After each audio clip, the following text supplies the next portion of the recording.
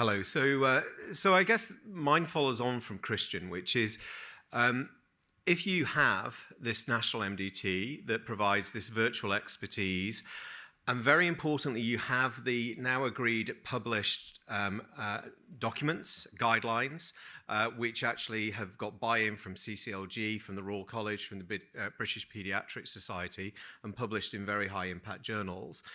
We should then actually be saying, well, we know where these patients are, we've identified them, but what happens when that patient needs a particular bespoke treatment option? So they need access to a particular therapy, to a particular surgical approach.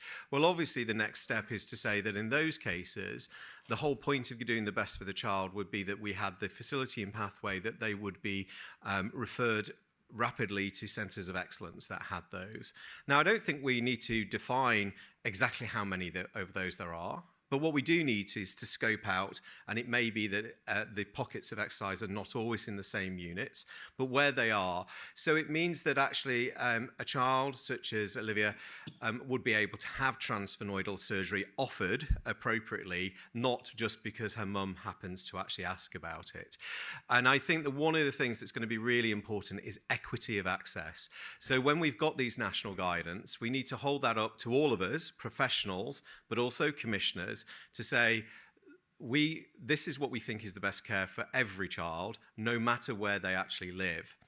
Now, I think one of the things is if you're very didactic and say, well, this can only be delivered in 2 or 3 centres in the UK and we need to commission a whole new process, you may find that's very difficult to do.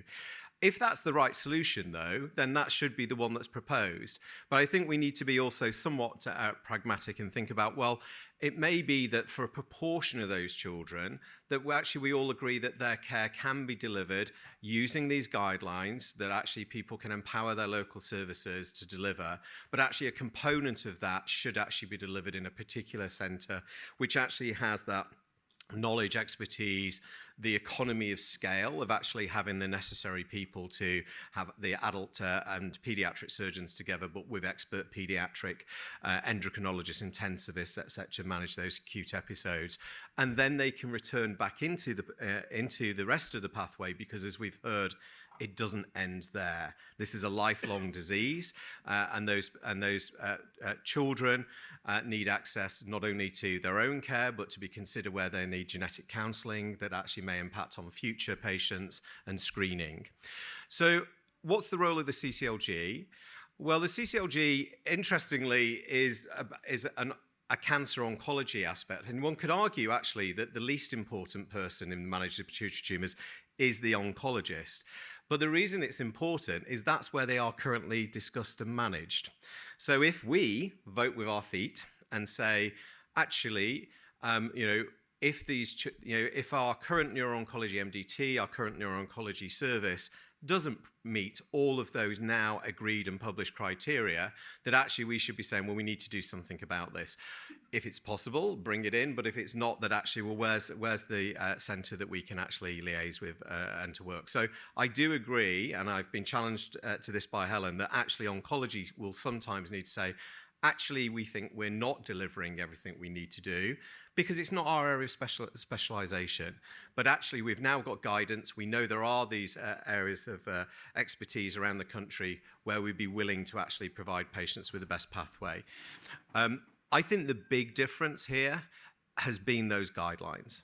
That massive piece of work that you've all been doing that's come to fruition, I think that can make a difference because it's there, it's tangible, it's written down, and actually we can now take this as a document and say, this is what we should be delivering if we want to give every child the best care. Are we? And if we're not, that's fine. We can actually say, well, how do we actually make that happen? It could be, as I said, that we do agree the solution is that this needs to be a highly specialised commission in 2 or 3 centres, and if that's the case, then I think we can try and do that. I'd be slightly worried about the chance of success of that, because I think the way things are going at the moment is not for very centralised, highly specialised commissioning, but if that's the right solution, then we should stick with it.